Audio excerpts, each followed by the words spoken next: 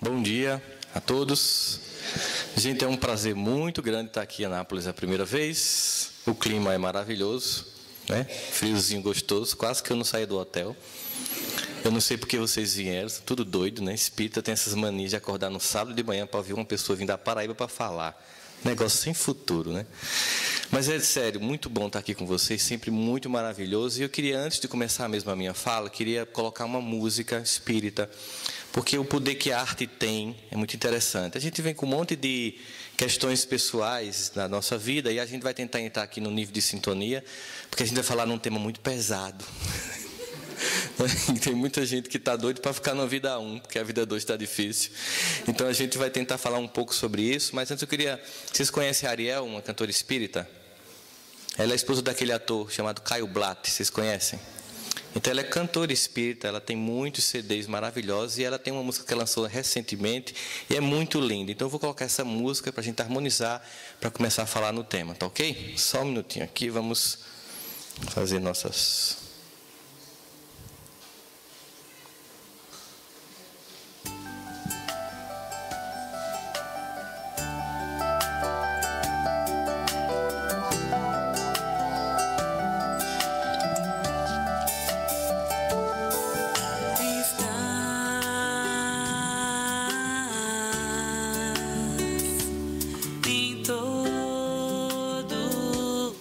Push.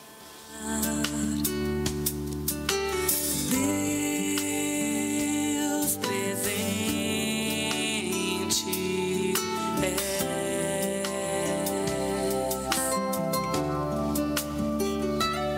na minha paz, na minha dor. Reina o teu amor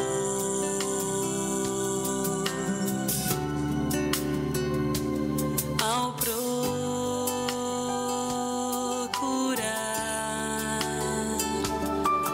de todo o meu coração encontrarei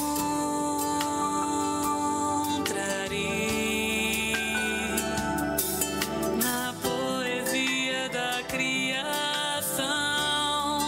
Eu te reconheço no sol que brilha a cada nova manhã, na mãe que vela, na mão que implora as lágrimas de um ancião.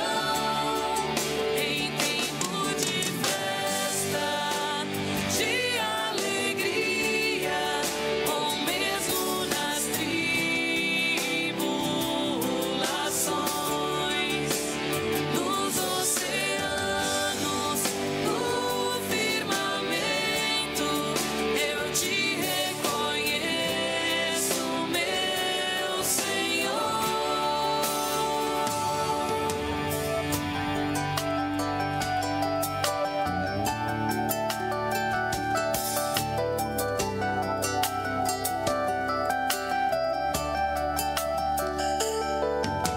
Estás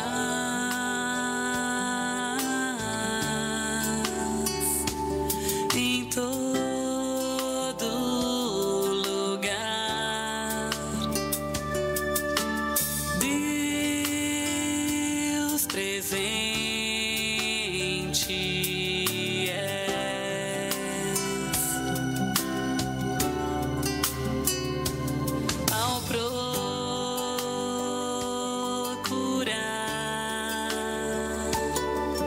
de todo o meu coração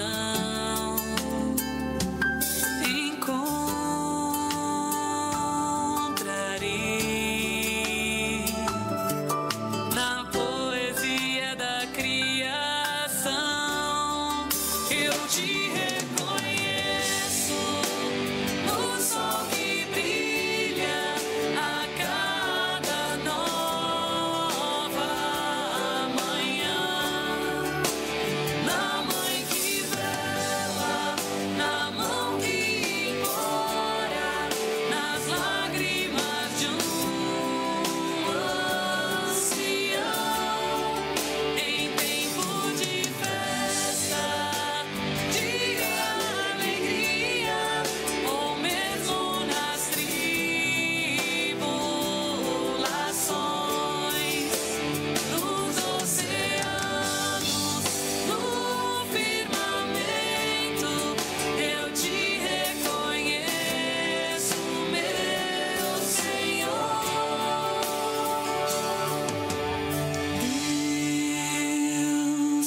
envolvente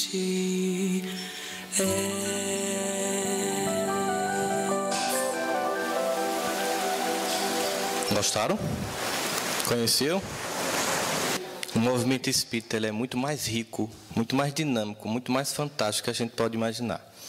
Quando a gente tem a oportunidade de viajar, a gente sabe como tem gente boa falando, mediunizando, evangelizando e cantando. Porque sabe qual é o grande objetivo de estarmos aqui? É vivenciarmos a experiência que Paulo anuncia numa carta que ele manda aos Romanos, no capítulo 8. E no versículo 28, ele diz uma coisa muito interessante, que todas as coisas cooperam juntamente para o bem daqueles que amam a Deus. Veja que coisa interessante que ele está dizendo. Todas as coisas cooperam juntamente. É como se um fluxo de luz estivesse em nossa direção no momento em que nós estivéssemos agindo em amor. Então, esse é o objetivo de estarmos aqui. Nós, em qualquer lugar que a gente busque a Deus, seja num ashram budista, seja num templo muçulmano, onde que a gente pense que a gente vá em busca de Deus, a gente está entrando em contato com esse fluxo. E é exatamente esse fluxo divino, esse amor que nos une aqui hoje, que eu evoco para que a gente possa refletir sobre esse tema, porque nós sabemos que parece uma frase batida, mas ela sempre é verdadeira. Eu lembro quando eu estudava moral e cívica, eu sei que muita gente da minha época está aqui, não vai levantar a mão com vergonha, eu entendo isso, faz parte, mas quando eu estudava moral e cívica, tinha uma frase num livro sobre família, e tinha aquela família clássica, papai, mamãe e os dois filhinhos, uma menina e um menino, que nem muito mais é assim hoje em dia, as famílias, as configurações são novas, e assim, a família é a célula da sociedade. Era a frase que introduzia esse pequeno texto. E o que a gente entende no organismo por célula, senão o organismo mais elementar, menor que existe, do ponto de vista dele ter uma formação complexa, porque, claro, dentro da célula também tem muita coisa, é que se uma célula, ou se o conjunto de células começam a entrar em processo de falência, por melhor que seja esse organismo, você não funciona. Então, o que acontece hoje no planeta é que todo esse momento que a gente passa de profunda noite, densa, escura, de caos emocional e moral, que muitas vezes nos leva a uma sensação equivocada de que estamos em retrocesso moral, faz parte de um plano muito bem urdido pelo governador terrestre de que a Terra passaria por um momento de profunda transformação, que chamamos de regeneração.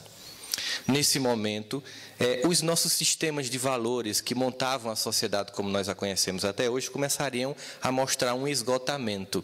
E esse esgotamento é para que o novo venha, porque a gente tem uma tendência de ficar na zona de conforto, de ficar só naquilo que nos satisfaz, de ter medo do novo, de avançar.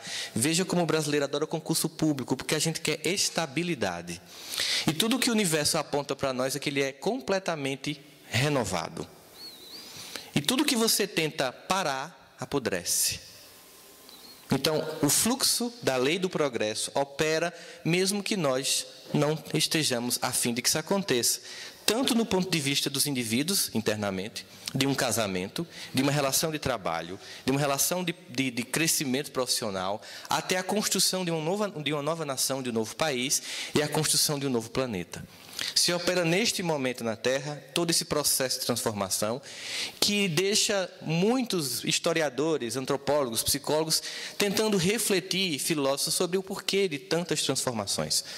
Antevendo isso, e quando fazia a codificação, Allan Kardec fez uma pergunta para os espíritos, em que dizia o seguinte: analisando o panorama da Terra, não nos dá a impressão de que, pelo menos do ponto de vista moral, ao invés de avançarmos, nós recuamos? Ele faz uma pergunta muito inteligente, porque, do ponto de vista intelectual e material, a gente só vê avanço. Se você compara um telefone Ericsson, um tijolão, a um iPhone, você só vê avanço. Se você compara os computadores, os carros, as tecnologias, a gente só vê avanço. Mas quando a gente compara as questões morais, temos uma sensação de que há recuos. E os espíritos respondem assim para Kardec. O problema do livro dos espíritos é a vírgula, viu, gente? Preste atenção ao que vem depois da vírgula. É assim: enganas, se olhares bem, perceberás que no plano da Terra tudo avança. Vírgula. Né? Essa vírgula me deixa assustado. Quando eu vejo uma vírgula, Mas às vezes é necessário que o mal chegue ao extremo para que os homens sintam a necessidade do bem e das reformas. Ó, o que eles estão dizendo. Se a gente pegar aí e for fazer estudo de religião comparada, Shiva é aquela deusa do hinduísmo que tem 6 bracinhos. A função de Shiva no panteão de divindade, de percepção de divindade hinduísta, é destruir para que Vishnu reconstrua. Ou seja, é necessário que se chegue ao extremo do equívoco para que você sinta a necessidade do bem das reformas. Ó, reformas é o novo, que tem que vir. Né? Se a gente pensar na parábola do filho pródigo, você sabe que, ainda mais com a contribuição de nosso querido irmão Severino Celestino e Haroldo Dutra, inclusive Severino Celestino, posso dizer, Ivana, estará no Congresso Espírita de Goiás de 2015, vocês vão conhecê-lo, faz um trabalho como o de Haroldo, de traduções do Evangelho. A gente tem conseguido adentrar e fazer leituras cada vez mais complexas e mais sublimes a respeito desse manancial de luz que é o Evangelho de Jesus. Mas se a gente pegar a parábola do filho pródigo, para usar ela como referência, para reforçar a ideia que a gente está aventando aqui agora, o filho pródigo é alguém que vai e abusa e experimenta no excesso e cansa e volta. A gente está mais ou menos nesse momento. Vivemos um momento em que as relações elas estão num nível de fortuidade, de descompromisso muito sério. Eu digo até que na minha, a gente for comparar, nós tínhamos as chamadas relações à la carte. Vocês já foram para um restaurante à la carte? É aquele restaurante que você olha o menu, escolhe com muita tranquilidade o prato, tal, aí você pede, demora a chegar, tal. Assim eram os relacionamentos no passado. Você conhecia a moça, se visse a canela já era uma coisa assim absurda, né? Então, ficava namorando no sofá, com o pai e a mãe no meio. Não era assim no passado? E aí a gente foi para as relações self-service. Você chega num lugar, escolhe, né? E aí, como na Terra a gente poder avançar, primeiro aparentemente recua, a gente agora está na geração rodízio. Todo mundo pega todo mundo na mesma noite. E é interessante porque, veja, essa coisa do pegar, do ficar, ela revela um caráter assim, de desestrutura, porque o que acontece é que a gente viu tanto tempo de repressão sexual na Terra, o sexo como uma coisa terrível, até o movimento espírita, eu percebo que as pessoas não trabalham bem a ideia e a importância da sexualidade na vida a dois. Né? A gente vai ter a oportunidade de falar isso aqui, sempre que eu precisar de falar alguma coisa mais densa, dado algumas crianças que tem aqui, eu vou falar em figuras de linguagem que vocês vão poder entender com certeza. Então, é aquela ideia de que as pessoas viveram tanta repressão, que no momento que você atinge um estado de democracia, de avanço social, de direito das mulheres, da expressão de novas formas de sexualidade, com menos preconceito, embora ainda exista, você começa a perceber que as pessoas têm vontade de experimentar aquilo que estava preso. É um processo que a gente entende, natural. A gente chama de pêndulo histórico. Eu tenho aqui um movimento bem forte de negação. Quando eu libero, venho para uma exacerbação. Digamos que nós saímos de uma sociedade reprimida para uma sociedade pervertida, para depois a gente vir para o equilíbrio. É mais ou menos o que acontece com o filho pródigo. Nós temos isso do ponto de vista, por exemplo, das manifestações políticas. Nós saímos de uma ditadura militar para os democracias black blocs, porque se sai aquela manifestação muito legal, aí vem um monte de gente quebrar as coisas na rua e acaba a manifestação, pensando que aquilo é democracia. Mas é uma tentativa extrema de revelar o descontentamento com alguma coisa que está no ar, que eu não vou nem falar nesse tema para não deprimir a gente, política brasileira, num dia como hoje. Vamos nos poupar desse momento. Oremos. Né?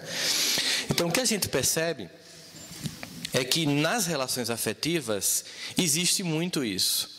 Nós vivemos um momento em que, quando as pessoas buscam lá fora pegar, elas, no fundo, querem uma coisa que todo mundo deseja. Eu atendo há 15 anos e eu vejo como as pessoas querem uma relação estável.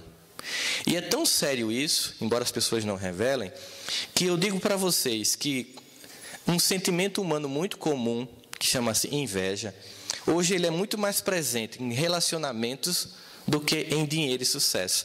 As pessoas invejam muito mais um casamento feliz do que dinheiro e sucesso, porque é mais fácil ter dinheiro e sucesso do que um casamento feliz. Por isso, não divulgue seu casamento para ninguém. Minimize tudo, né? Dá para levar. Ela criou aquela cruz, eu estou levando, né? Então, tudo você dá um desconto bem grande, porque se você fizer propaganda, tem gente que vai querer conferir o produto. Então, por favor, né? Lembre-se que quando os espíritos de luz descem as zonas umbralinas, eles baixam a vibração para não incomodar as pessoas. E com as redes sociais nós criamos um fenômeno que beira o ridículo, que é a divulgação só do melhor momento da vida das pessoas. Eu lembro que eu estava em casa, e aí eu estava lá, e de repente um amigo coloca no Twitter: Campinas é uma cidade fria, porque ela fica a 600 metros acima do nível do mar, e nessa época de junho, julho e agosto fica 16 graus, e as pessoas costumam fazer fundir e tal.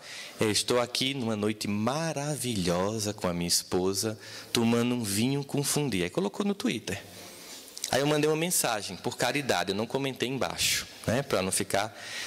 Eu disse: infeliz... Se tu tiver realmente uma noite romântica com tua esposa, tu não vai ter mão para estar pegando no Twitter, criatura. Deixa de aparecer. Isso é ridículo. Só faltou botar, porque como era Twitter, só faltou botar a foto, né, do vinho, porque as pessoas divulgam, né, colocar a foto do prato no restaurante. E aí começam a divulgar uma vida que não existe. Começou-se a fazer uma pesquisa sobre redes sociais no mundo, em vários países, e se concluiu que 87% das pessoas que frequentam as redes sociais não postam nada. Observe quantas pessoas você tem na sua rede social, por exemplo, WhatsApp, Twitter, Instagram, e veja quantas postam. Geralmente é 20 e poucos por cento. 87% fica a lamentar a vida que os outros que postam pensam ter. Então você tem 87% de pessoas com ódio de cada foto que você coloca de felicidade. Se você acha isso uma coisa boa, se você acha uma energia boa para você, repense. Repense, porque as pessoas, elas têm uma vida difícil. E quando elas veem você lá, sabe? Eu conheço gente que tem um casamento terrível, mas quando estão no Facebook é um casamento, meu Deus, é dos sonhos. Sempre que viaja, sempre que está no restaurante, fotos e não sei o quê, mas a vida cotidiana não é aquilo. Então a gente tem que ter essa percepção no que diz respeito à vida 2. As pessoas, no fundo, querem estabilidade emocional, porque o casamento, embora tenha muita piada sobre casamento é uma tragédia em 2 atos, civil e religioso. E por aí vai, um monte de piada sobre casamento, sobre sogra, tudo que a gente sabe. E as pessoas não desistem de estarem juntas, porque ele gera uma instabilidade emocional. O casamento feliz não é o casamento em que você encontrou a alma gêmea. Primeiro mito que a gente tem que desconstruir, né? Existem almas que gemem, mas almas gêmeas não existem. Casamento feliz não é aquele em que você encontrou uma pessoa que sintoniza com você em tudo. Isso não existe. Casamento feliz é aquele casamento que você está sempre construindo a capacidade de tolerância. É aquele casamento que você tem disso: meu Deus, como foi que eu entrei nessa? E depois você fez: por que eu não entrei nisso antes? Porque oscila.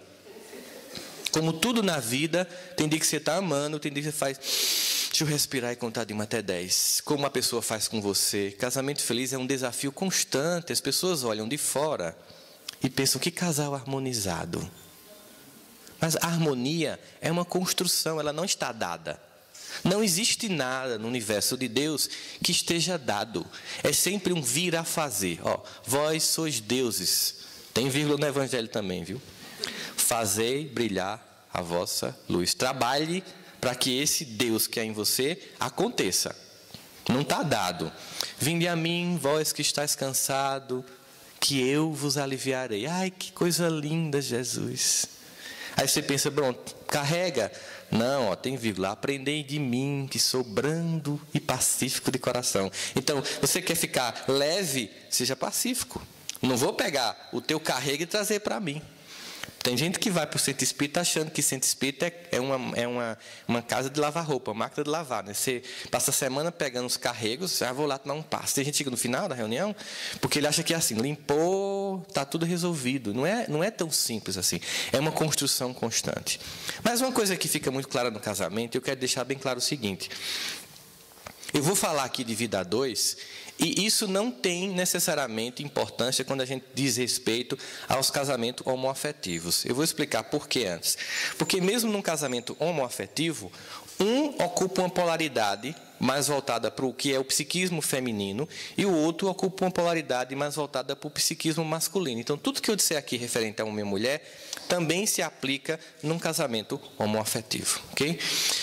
Num casamento, nós temos psiquismos diferentes, nós temos universos diferentes, homem e mulher. Vamos tentar aqui, através de alguns exemplos, deixar bem claro o que eu estou falando.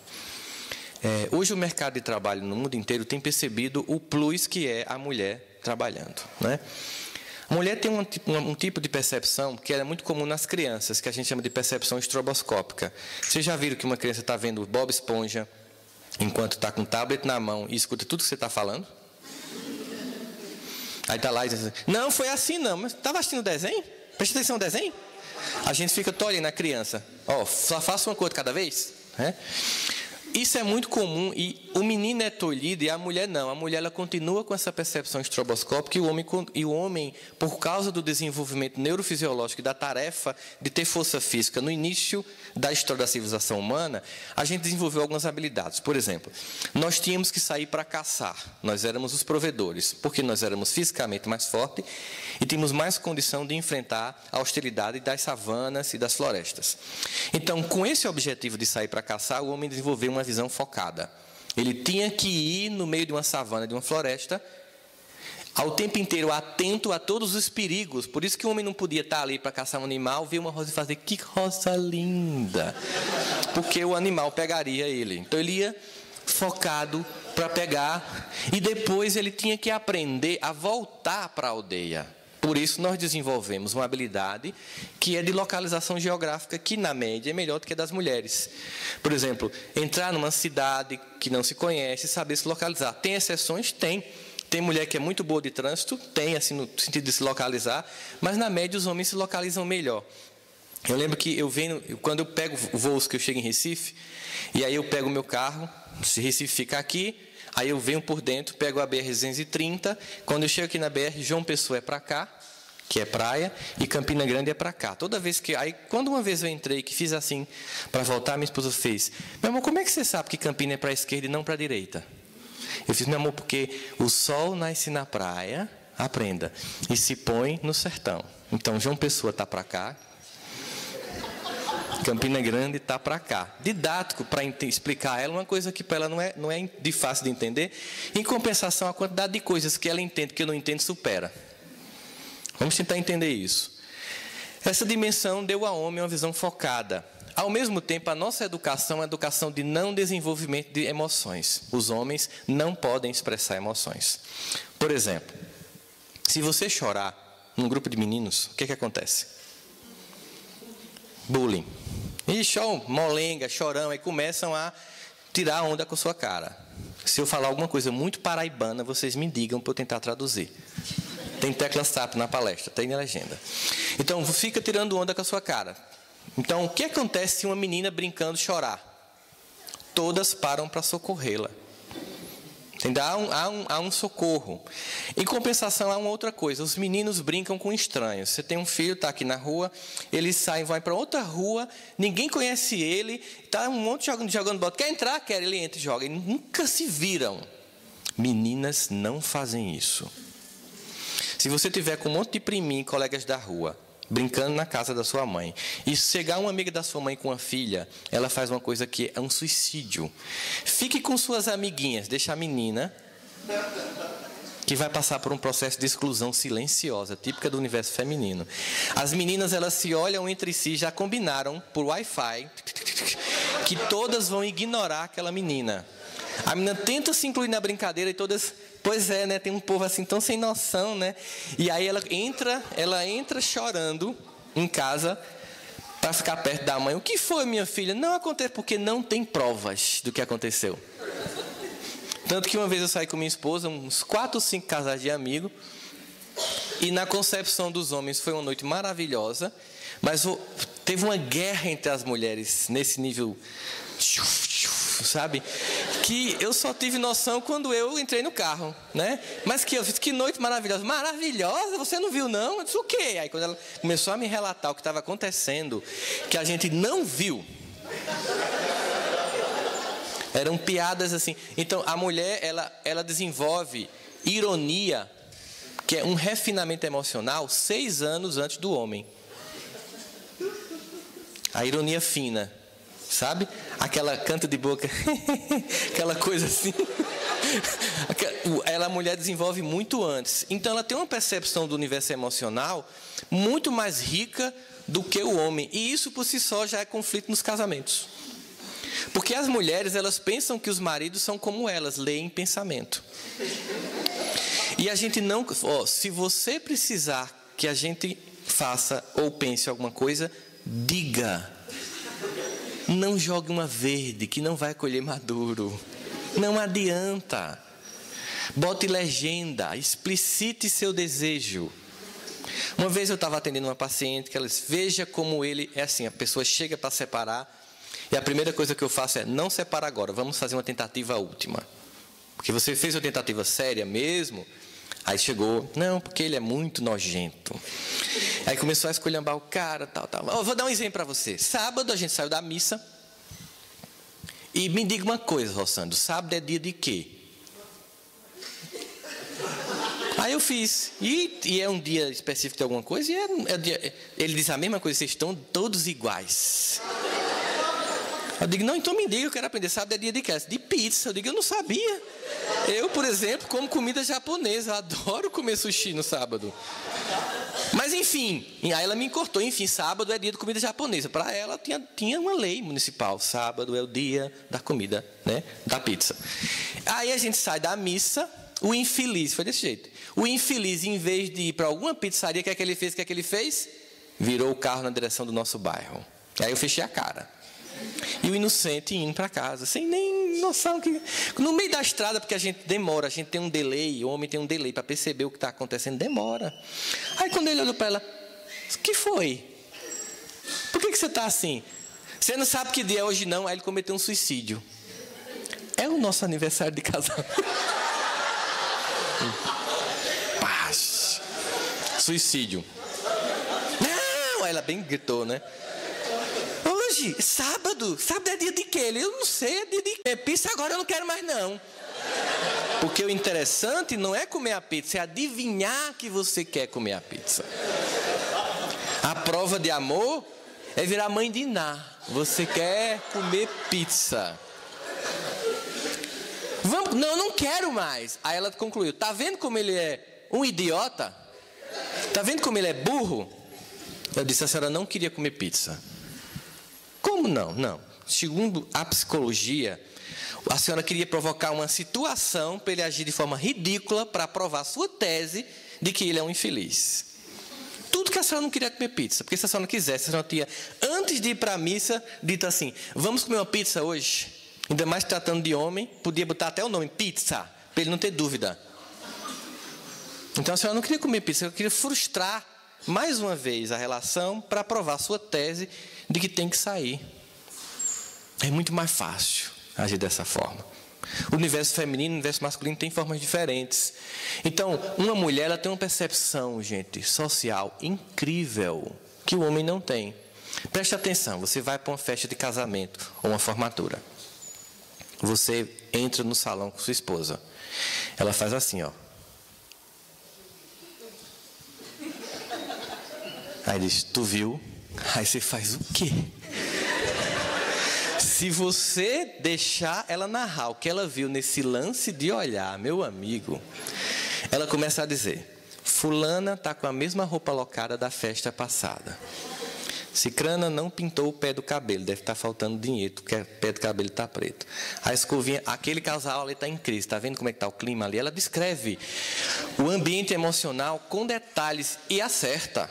Para o nosso desespero, porque o homem ele precisa de evidências, por isso que a ciência é muito ainda masculina, evidências, cataloga um monte de variáveis para chegar a um resultado. Mulher ela não precisa de evidências, ela chega ao resultado direto, porque ela tem intuição.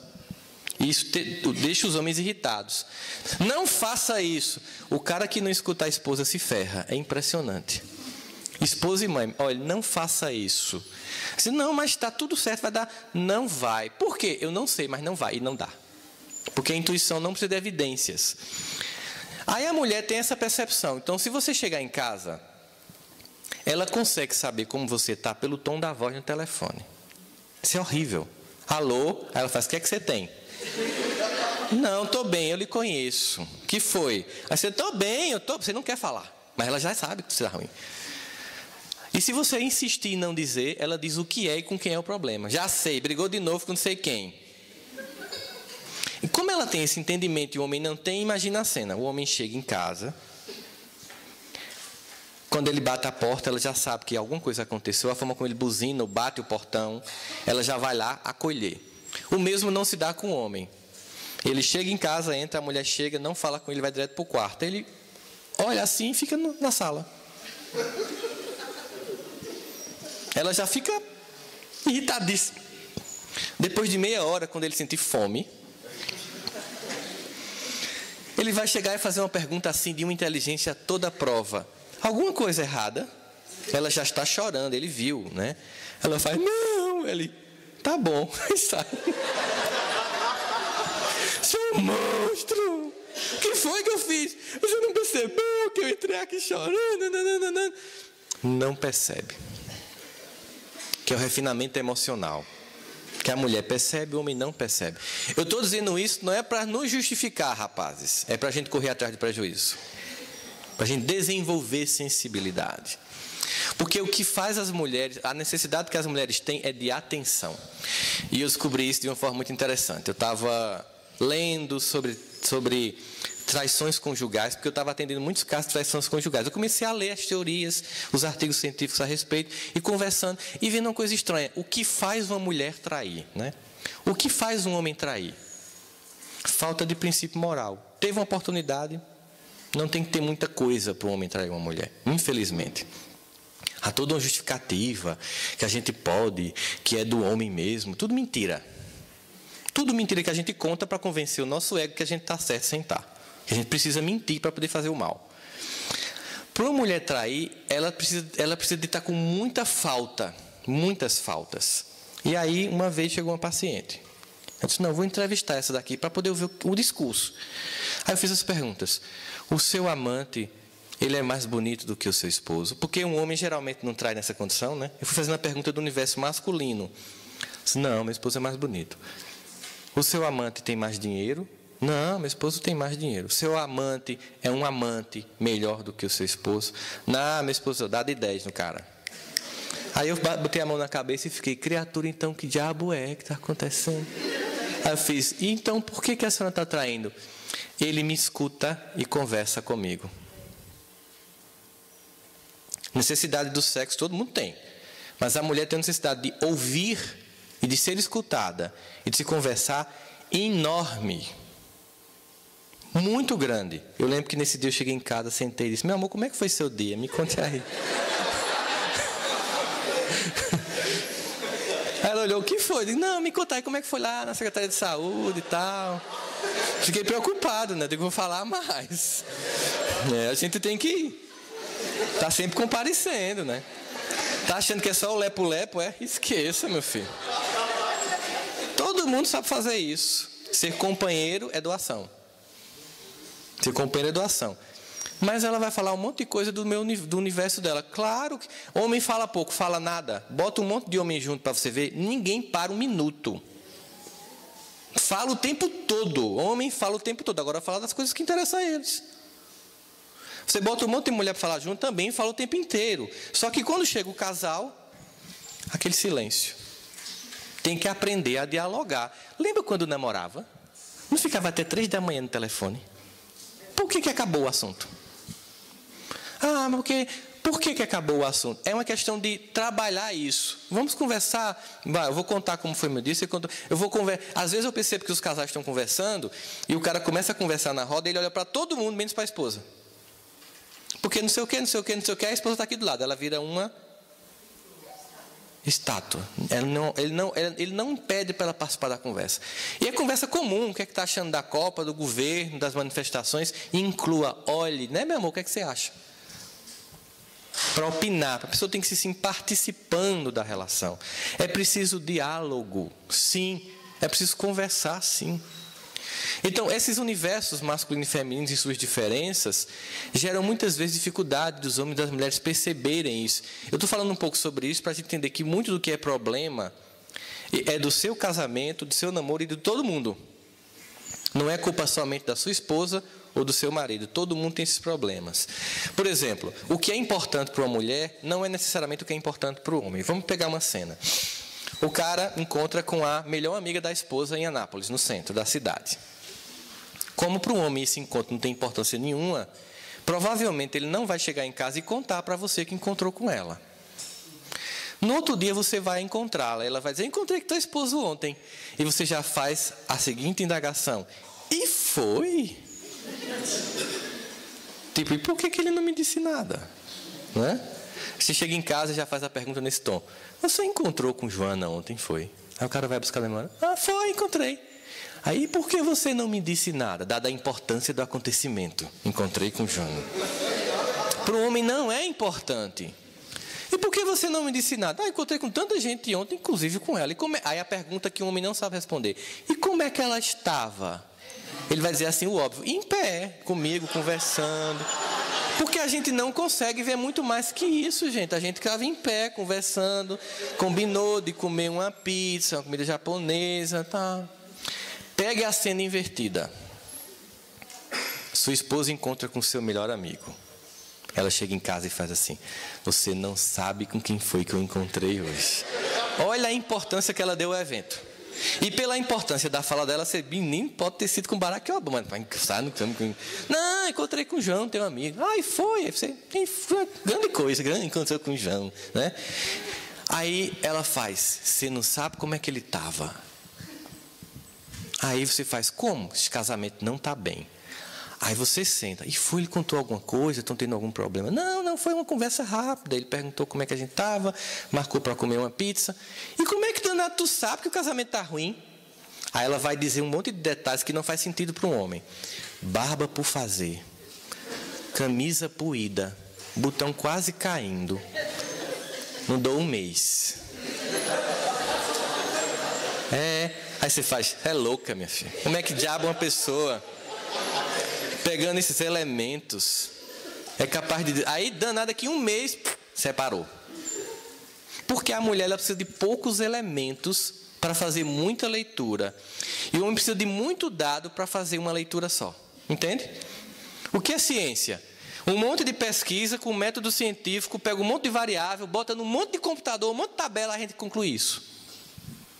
Mulher, ela precisa de pouquinha coisa e conclui isso. Você diz uma coisa, ela entende várias. Já aconteceu isso com vocês? Tudo o que você disser poderá e será usado contra você numa relação.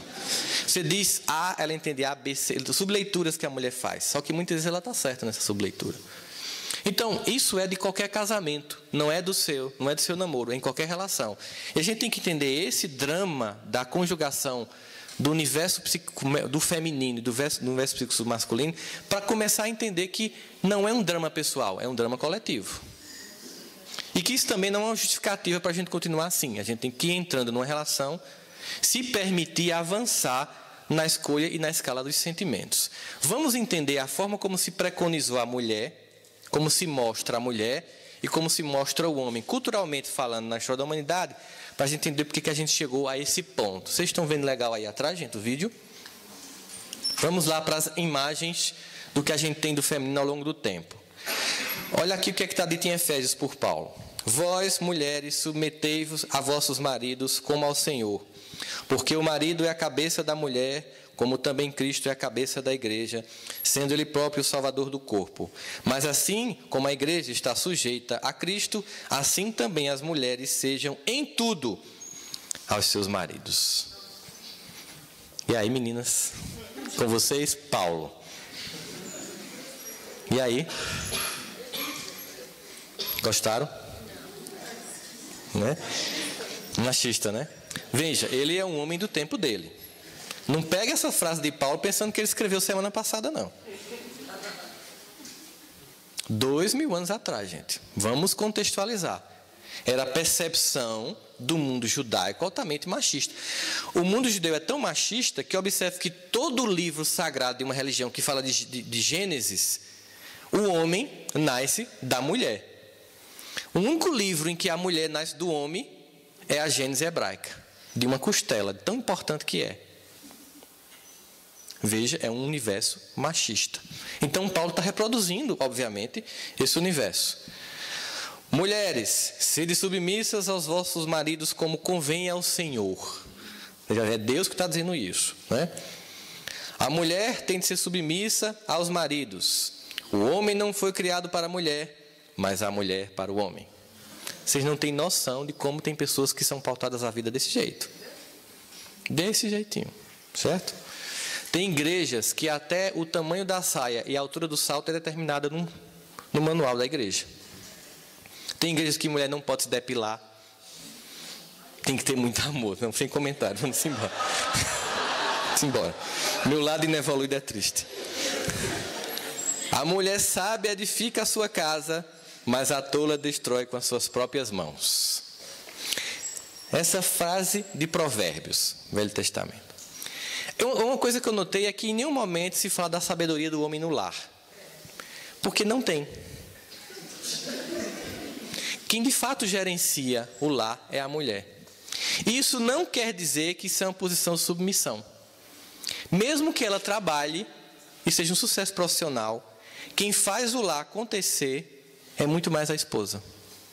Ela é quem tem, ela tem um papel de intermediária ainda muito forte na relação com os filhos. Porque o psiquismo masculino é muito voltado para o mundo do trabalho. Observe que o homem sai para trabalhar sem culpa nenhuma. A mulher sai para trabalhar morta de culpada.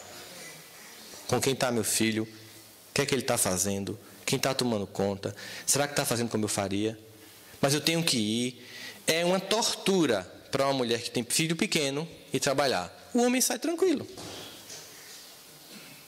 Então, é nesse sentido, é nessa expectativa que você está colocando. Agora vamos ver se é a primeira revelação, né? Se primeira revelação, Paulo, segunda revelação. Vamos ver o que se diz da mulher na terceira revelação. Para a gente contextualizar. Olha a pergunta machista que Kardec faz. As funções que a mulher foi destinada pela natureza têm tanta importância quanto as conferidas ao homem?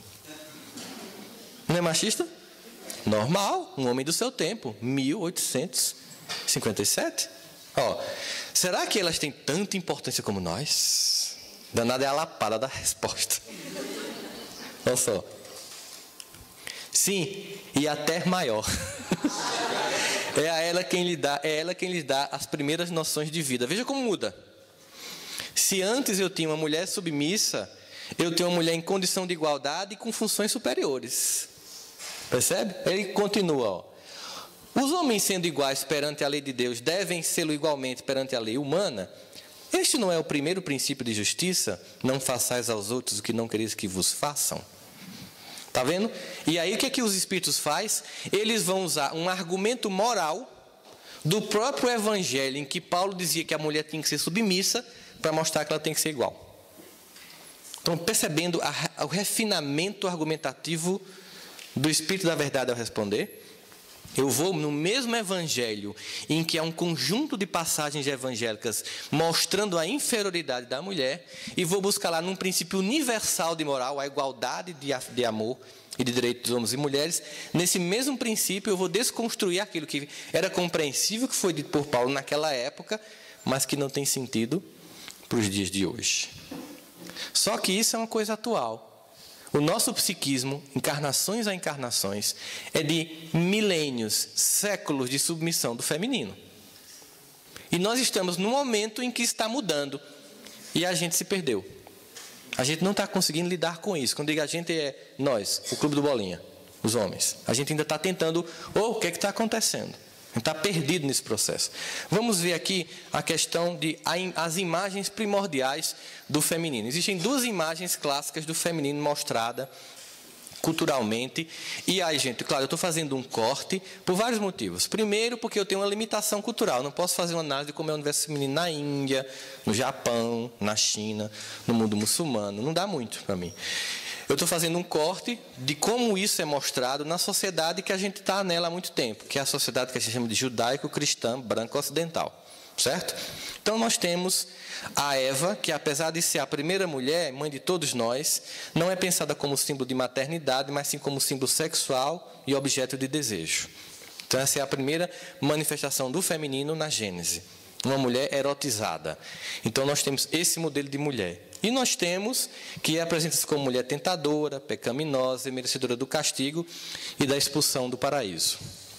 Eu não vou nem analisar esse mito particularmente da queda do homem no paraíso, certo? E aí nós temos a imagem materna, que aparece associada a Maria como mãe de Jesus, que concebeu sem pecado, ficando outorgada a ela a maternidade santificada e caracterizada de bondade, humildade e caridade. Vejam que são duas mulheres diametralmente opostas. Geralmente, Maria é nossa mãe, né? Mas nós queremos casar com quem? Com a Eva. Porque se sua mãe é Maria para você, para o seu pai, ela é Eva. Ele não casou com ela na condição de Maria. Só que fica sendo cobrada da mulher as duas condições. Que ela tem que ser Eva e Maria ao mesmo tempo. Certo? Então, ela tem que dar extremos de manifestações do amor de doação e ao mesmo tempo eroticidade na cama. E às vezes você nem sabe como provocar e construir isso na mulher. Por incompetência. Não que ela não possa, mas porque você não sabe provocar isso. Porque é preciso um provocar de ambas as partes nesse processo. Óbvio, essas imagens elas se atualizaram. Então veja, as imagens da mulher na condição Maria é uma imagem de sofrimento e de doação. É alguém que só dá e nada espera receber. Eu vou agora colocar um monte de imagens e pinturas e esculturas sobre Nossa Senhora, para vocês analisarem como os pintores pintam a mulher Maria como sofredora. Veja o rosto dessa mulher, né? Olha aqui, ó, sempre, ela nem encara a tela, ela nem está como plano principal. Olha o rosto de sofrimento, sempre a mulher como alguém que se doa, certo? Até que a gente chega à imagem mais impactante da mulher, que é a Pietà de Michelangelo. Você vê aí a doação, né? Obviamente que ele tornou-a bem maior que Jesus, para que ele ficasse como uma criança nos braços dela. Seria a manifestação máxima de sofrimento. Qual é a experiência espiritual mais dolorosa que um espírito encarnado pode sentir na face da terra? Perder um filho. Nada se compara, nem mesmo a notícia, você tem 3 meses de vida, provoca tanta dor no ser humano, quanto a experiência do luto por um filho. E na mulher, isso ainda muito mais forte. Mas quando a gente pensa nas imagens associadas a Eva, a gente vai para o plano oposto, né? A gente vai ver sensualismo, vai ver o corpo exposto, a atualização dessas figuras nas celebridades atuais, desde a época do início do cinema até os dias de hoje, né? Elas vão sendo vistas como objetos de desejo. Está vendo? Então, como é que a mulher é vista no passado e como ela é vista hoje? Para que a gente possa entender que coisas estão mudando nesse processo. A mulher era vista como babá de filhos, porque ela ficava em casa cuidando dos filhos, os homens não participavam da educação dos filhos. Geralmente o pai se via apenas para ser usado como uma frase. Quando seu pai chegar, ele era uma ameaça virtual. Quem educava mesmo era a mãe, mas quando seu pai chegar, ele vai saber disso. Aí você parava, porque o Big Brother podia chegar a qualquer momento. Ela era vista como educadora, sempre naquela condição: se der certo é porque o pai é muito bom, se der errado é porque a mãe é uma incompetente. Sempre muito, machismo é muito forte, né? Como mãe, ela é vista como dona de casa, que ela tem que fazer tudo isso ao mesmo tempo, né? Tem gente que chega em casa e faz assim.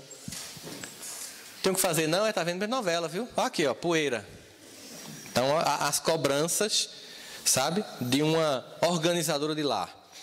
E também como objeto, que faz parte da decoração da casa. Muitas vezes ela não tinha, né? A gente sabe que em algumas famílias ainda acontece isso, mas ela não tinha voz, né? E aí existem outras exigências que se somaram a essas. Essas continuam, viu, gente? Pior que acontece é o seguinte: as mulheres, quando elas foram trabalhar, elas continuaram com as exigências anteriores e acrescentaram as exigências do trabalho.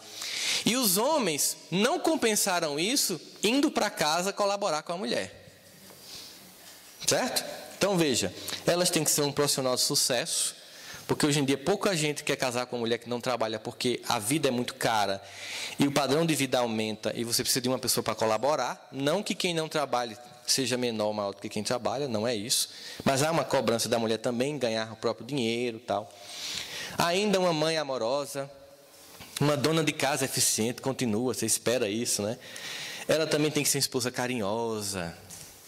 Ô, neguinho, toma aqui sua toalhinha, abestalhado que não sabe de achar, né?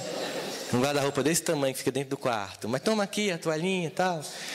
Ela tem que ser uma amante insaciável. Todo dia, não importa o que aconteceu, né? Ela não tem o mesmo padrão de libido masculino. Na média, os homens têm uma libido maior do que as mulheres. Não adianta. De cada 10 vezes, a palavra eu acho cômica, mas é a que todo mundo usa. Que eu procuro, não sei porque você perdeu, né? Toda vez que eu procuro ela, né? Ela está com dor de cabeça, está indisposta. E a libido feminina é, na média, menor do que a libido masculina. A gente tem mais desejo sexual do que a mulher. Tem que entender isso, né? Porque quando ela tem muito, ela não vai dar conta, só você não dá conta. É melhor uma calma, melhor tranquila. Vá por mim, fica achando bom, agradeça a Deus. Mulher não precisa de um conjunto de artifícios fisiológicos para poder ter relação sexual. Então ela pode ter com vários homens, a gente não consegue com várias mulheres, gente. Então, é o equilíbrio, é para você trabalhar o organismo. Capacidade de contenção do desejo, não que tem que ficar aquela coisinha uma vez por mês. Não é isso. Que as pessoas às vezes mitificam a sexualidade achando que tem que seguir a mídia. Não, pelos padrões da mídia, é todo dia. Né? Fizeram uma pesquisa nos Estados Unidos que a média da classe média americana é de, no máximo, com muita efusividade, 2 relações por semana. Aquela rapidinha de semana, porque você tem que trabalhar no outro dia. E aquela mais demorada de final de semana. Uma relação, 2 no máximo. Porque as pessoas começaram a perceber que não é a quantidade de relações sexuais que estabelecem uma felicidade conjugal na cama, mas é a qualidade das relações quando ela acontece. Eu não tenho que estar, Rita, nunca mais a gente transou. Está afim ou não? Então pronto, qual é o problema? Eu lembro que quando eu casei, uma pessoa chegou para mim e disse: Sandro, não contrato ninguém para ajudar vocês. Por quê? Porque um casal tem que ter intimidade. Eita, vai ser de manhã, tarde e noite, manhã, tarde e noite. Aí saía para dar aula de manhã, trabalhava no consultório de tarde, dava aula à noite. Chegava em casa e fazia: meu amor, te amo. Ia dormir os dois. Aí comecei a cansar de comer em cima e miojo. Não dava, contratei uma pessoa para ajudar. Não existe essa coisa de casal jovem, óbvio, 16, 17, 18 anos, 20 e poucos anos, você só pensa nisso. Está conhecendo sexualidade, óbvio. Mas, naturalmente, no processo do casamento, existem outras necessidades. Agora, não pode se perder de vista a sexualidade. Sexo no casamento não é 50% do casamento, não é 80% do casamento, é 20%. Mas é um 20% que não pode deixar de funcionar bem. Porque você casou por causa do desejo. O desejo é a condição imperiosa para o casamento acontecer. Você não casa porque admira. Você casa porque você deseja. E o desejo tem que ser mantido. Ele entra em crise, normal. O desejo entra em crise. Tem que estar sempre atento a isso. Porque quando o desejo acaba, o casamento fica vulnerável. A gente vai falar um pouco sobre a obsessão do movimento espírita sobre os casamentos. Que as pessoas usam o movimento espírita para desculpar a não participação intensa num relacionamento afetivo no casamento. O que acontece? As mulheres sofrem muitas pressões hoje em dia. Veja só essa pesquisa. Uma pesquisa americana mostra que uma revista feminina gera em 18 minutos na mulher o início de sintomas depressivos. Você está lá no consultório, enquanto o médico não lhe atende, você está vendo a revista Cláudia, por exemplo, ou Caras. Depois de 18 minutos folheando a revista, as mulheres começam a desenvolver sintomas depressivos. Isso foi capturado através de uma tomografia de pósitron que era colocada nas mulheres sem que elas soubessem o porquê, enquanto liam a revista. Por que uma mulher se deprime ao ler uma revista? Vocês vão descobrir agora. Elas descobrem algumas coisas horríveis, que não tem um corpo como esse. Ela descobre que também não tem seios assim. Nem essa, porque isso não é normal. Né? Não tem essa barriguinha, muito mais depois de 2, 3 filhos. Essa barriga zero que o povo chama hoje, né? Ela não tem uma boca como da Angelina Jolie. Né? Ela não tem cabelos assim. Porque ela não tem Photoshop. Né? Ela não usa roupas assim. Não é verdade? Ela não tem olhos desse jeito. Mas existe a coisa que mais deprime a mulher. Eu estou pensando em pular esse slide. Vamos fazer uma votação. Eu pulo ou eu mostro?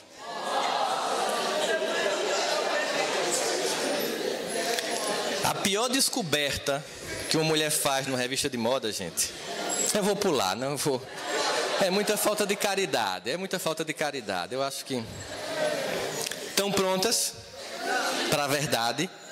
Conhecereis a verdade e ela... O que mais faz uma mulher deprimir ao ler uma revista de moda é isso. Descobrir que o marido dela não é assim.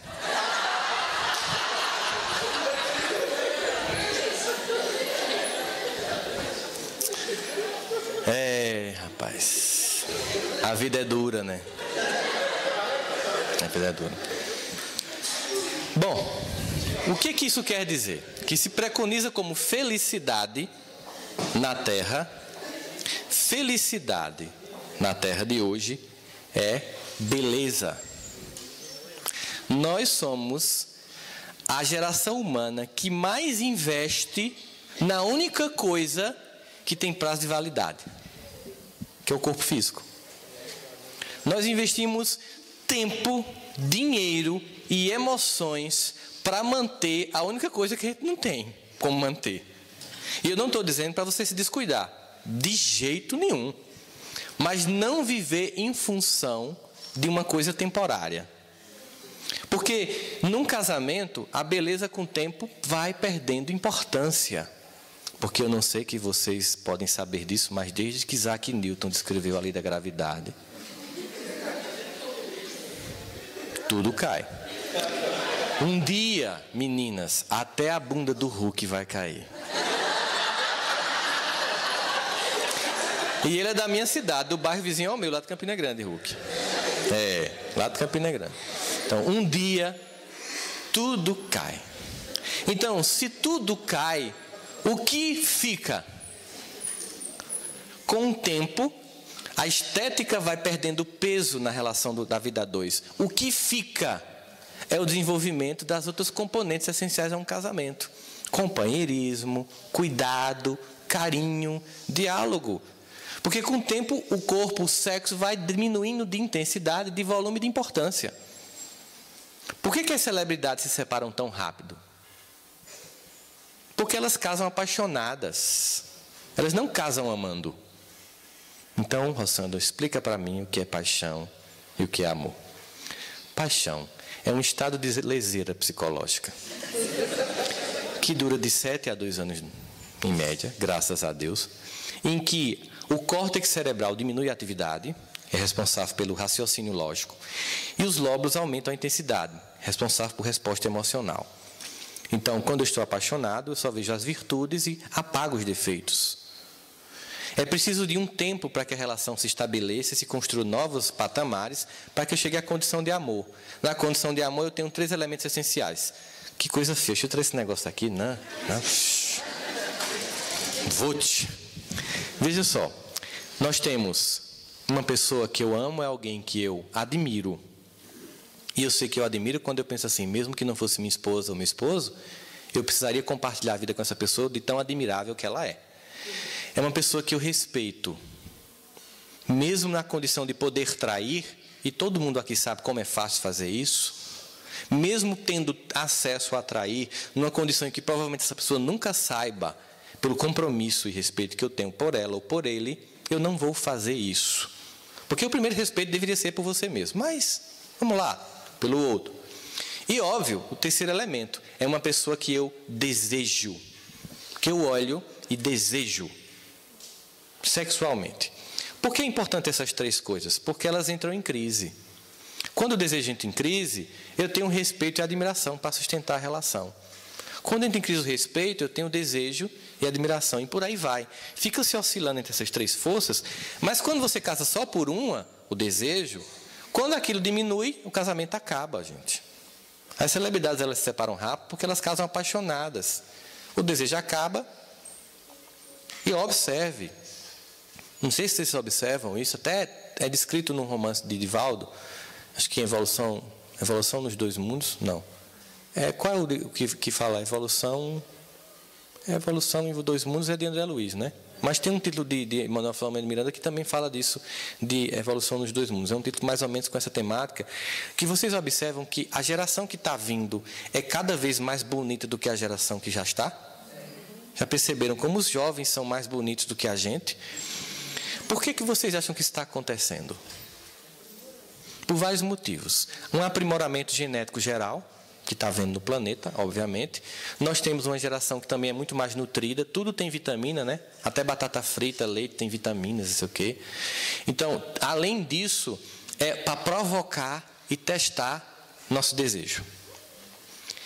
E outro, finalidade final, é que quando a beleza for algo comum, ela perde a importância. Porque a beleza, ela só é importante porque alguns têm e outros não. Quando todo mundo tiver... Eu observo isso quando eu vou para um país em que a maior parte das pessoas são bonitas, elas não consideram-se bonitas. Elas não entendem porque você está olhando para ela. Está olhando o quê? Você é uma pessoa normal. Não é? Aqui no estado de Goiás, as mulheres são muito bonitas. Os homens não, são feios, chega, mas não tolera. Então, mas a gente observa muito isso. Quando a beleza se torna um padrão, ela perde importância. O que acontece quando todo mundo tem um carro importado? Deixa de ser chique. Ele passa a ser apenas o que tem que ser, um meio de transporte. O corpo físico é apenas um meio de transporte temporário, uma experiência encarnatória. A gente torna o objeto de culto. E a humanidade fica perdida. Você vai cultuar o temporário. Mas a gente percebe essa crise toda. E o homem entra em crise.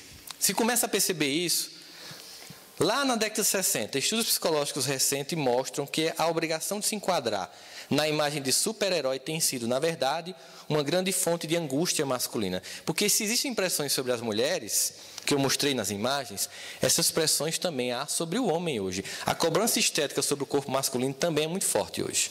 Não é mais sobre o corpo da mulher só. Sempre foi sobre a mulher, mas hoje também para o homem é. O fardo da onipotência vem sendo carregada pelos homens através dos séculos, mas nos dias atuais, o assim chamado sexo forte já não pode mais ser considerado como tal. E a cada dia surgem estudos alertando para uma deterioração psíquica do masculino. Uma crise do homem. O que é ser homem? Vamos definir. O que é ser homem? É alguma coisa que diferencia muito da mulher? É ser provedor? Mulher é provedora também? É ter força física. Tem mulher que tem força física também? Então, nada do que o homem faz, a mulher também não pode fazer. Só que a mulher tem algo biológico nela que a gente não tem e que a define de forma inquestionável, não importa qual seja a época cultural. Mulher gera filhos e pode fazê-lo sem homem. Então, isso é uma condição do feminino que não muda com o tempo nem com a história. Mas a condição do masculino é uma construção histórica. E essas construções estão sendo desconstruídas. Há um trabalho inteiro de desconstrução da imagem do homem. Eu até entendo que, por todo o processo de repressão histórica que a mulher sofreu, ela desconstrua, eu falo a mulher do coletivo, não particularmente você que está aqui, por vingança, normal isso aí, o que ela passou como a pressão do homem. Há hoje um combate para desconstruir a imagem do masculino. Como é um grande representante do masculino hoje? É Homer Simpson.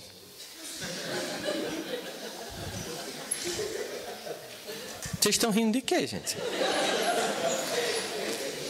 Veja, essa é a minissérie mais longeva da TV do mundo. São mais de 23 anos. É um desenho extremamente instigante, crítico, inteligente, mas ele mostra uma família bem complexa. Veja só, né? Depois de perder a hegemonia que ele tinha ao longo de vários séculos para a mulher, ele se encontra num período de reflexão e está tentando encontrar o seu novo espaço dentro da família. Esse aqui é a família na visão dos Simpsons. Se você for observar, nós temos aí 2 homens que são infantis e 2 mulheres maduras. A mulher é altamente equilibrada e ele é altamente bonachão. O filho é hiperativo e a menina é inteligente. Então, é a família das mulheres inteligentes e dos homens abestalhados. Fica com aquela visão da mulher como cultura e o homem como idiota, né? A infantilização do masculino. E aí, o que acontece hoje no mundo? A gente saiu do centro, olha como eram as propagandas no passado. Eu peguei um tipo de propaganda, eu vou seccionar, não podia fazer uma análise muito complexa. Propagandas sobre refrigerante e bebida. Como era a imagem que colocava-se o homem, né? Olha só aqui, ó, tá vendo? Ó? O homem é o centro dessa propaganda, tá percebendo? Olha aqui, ó. Tá percebendo? Olha como é hoje. Ele vai para a periferia. Quando a gente analisa imagem, porque eu poderia aqui passar assim o dia todinho fazendo um monte de análise antropológica, basta mostrar uma imagem sem entender o que está acontecendo. Poder da arte. Você vai lá, ó como é que a sociedade vê o homem hoje. Ele vai para a periferia. Ele vai para o domínio do feminino. E também há uma apagação, um apagamento da fronteira do que é o masculino e do que é o feminino. As imagens de muitas propagandas, quando você olha, você não sabe quem é a mulher e quem é o homem. Há um apagamento das fronteiras que delimitam e delineiam o que é o feminino do que é o masculino. Como também tem acontecido, só para abrir uma pausa aqui bem rapidinha, com as fronteiras do que é ser pai, ser mãe e ser filho. Tem muita gente querendo ser amiguinho de filho e está se perdendo nisso. Filho não é para ser seu amigo, é para ser seu filho. Você pode agir de forma amistosa com seu filho, mas nunca perca a condição superior de pai e de mãe. Ok? Mas não é o tema de hoje. Diluição da fronteira. Você não sabe quem é o homem e quem é a mulher nessa propaganda. Há uma descaracterização das definições do masculino e do feminino. Olha aqui também, ó, tá vendo?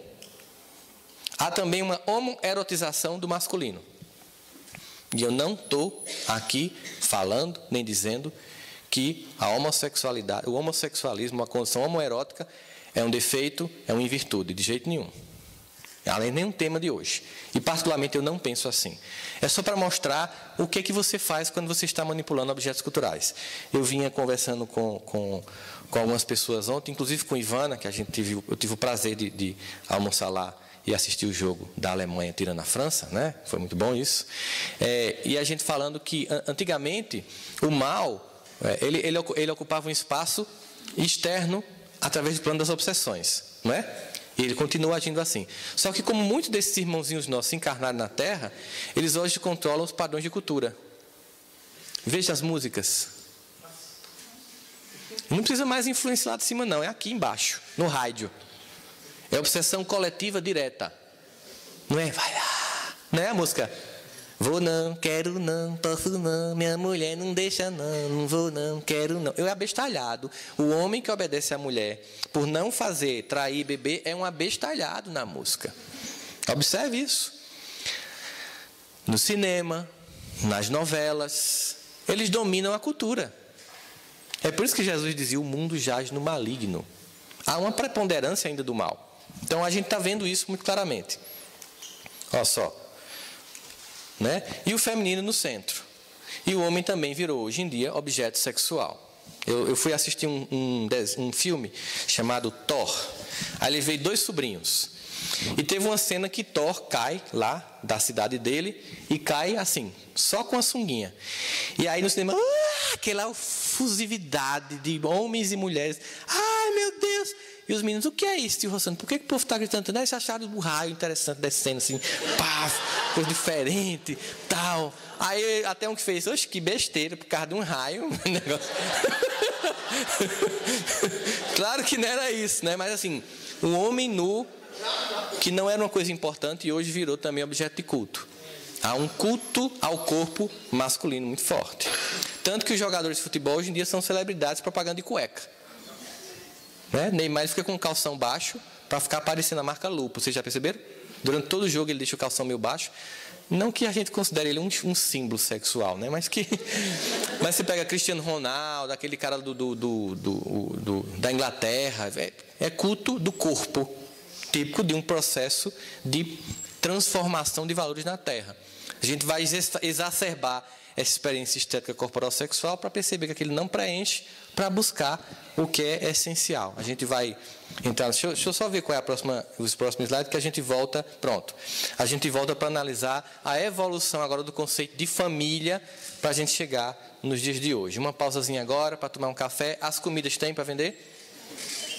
Não tem, porque quando tem, geralmente não engordam. Não tem glúten, nem tem açúcar. Porque comida espírita, vocês sabem, são fluidificadas. Mas tem livro para vocês comprarem lá fora, tá? Joia e DVDs. Para cá, para o nosso irmão.